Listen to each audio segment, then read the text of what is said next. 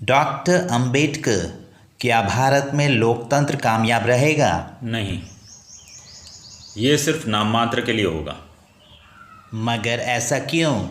हर 5 साल में एक बार होने वाले चुनाव, प्रधानमंत्री का पद आदि आदि। क्या आपको लगता है कि चुनाव ज़रूरी है? नहीं, अगर चुनावों से अच्छे लोगों का चयन नहीं होता तो फिर ये अहम नहीं है।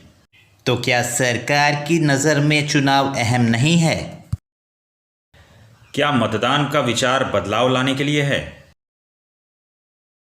लोगों को अब तक ये बात समझ नहीं आई है।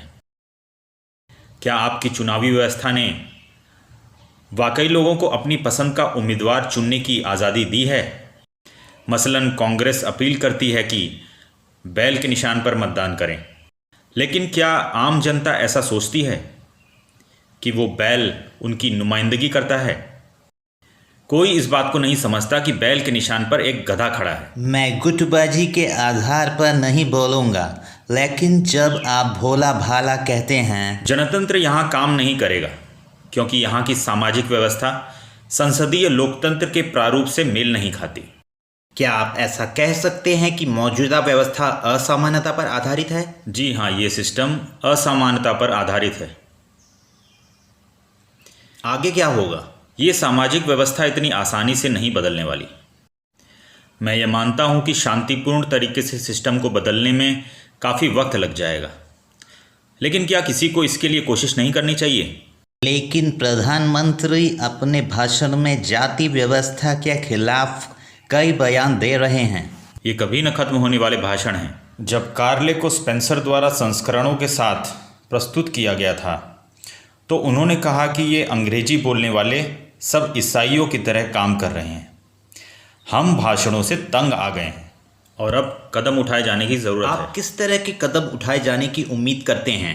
कोई ठोस योजना होनी चाहिए, कोई संगठन या संस्थान होना चाहिए जो इस सिस्टम को बदल सके। इसके लिए कौन सी वैकल्पिक व्यवस्था हो सकती है?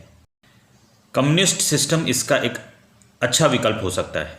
क्या आपको लगता है कि इससे देश को फायदा होगा? क्या इससे देश के लोगों के जीवन में सुधार आएगा? जी हाँ, इससे सुधार आएगा। लोगों को चुनावों से ज़्यादा फिक्र अपनी बुनियादी ज़रूरतें पूरी करने की होती है। अमेरिका में लोकतंत्र कामयाब है और मुझे नहीं लगता कि वहाँ कभी साम्यवाद आएगा। ऐसा इसलिए क्योंकि प्रति व्यक्ति आय काफ़ी ज़्यादा है। आपको ऐसा क्यों लगता है कि यहाँ ऐसा नहीं हो सकता? यहाँ ये कैसे हो सकता है? लोगों के पास पर्याप्त मात्रा में ज़मीन नहीं है। यहाँ बारिश काफ़ी कम होती है। बड़े पैमाने पर पेड़ काटे जा रहे हैं। क्या किया जा सकता है? मुझे नहीं लगता कि इस समस्या को सुलझाए बिना उस समस्या को सुलझाया जा सकता है। क्या किया जा सकता है? जी हाँ, युद्ध के मैदान में आप हमला करते हैं ना, ये बात नहीं सोचते कि सामने वाले को कितना दर्द हो रहा होगा। आपको अपने हितों की रक्षा करनी होती है। आपको लगता है कि मौजूदा व्यवस्था ढह जाएगी? जी हाँ, ये सिस्टम ढह जाएगा। मैं अपने लोगों के बारे में सोच रहा हूँ।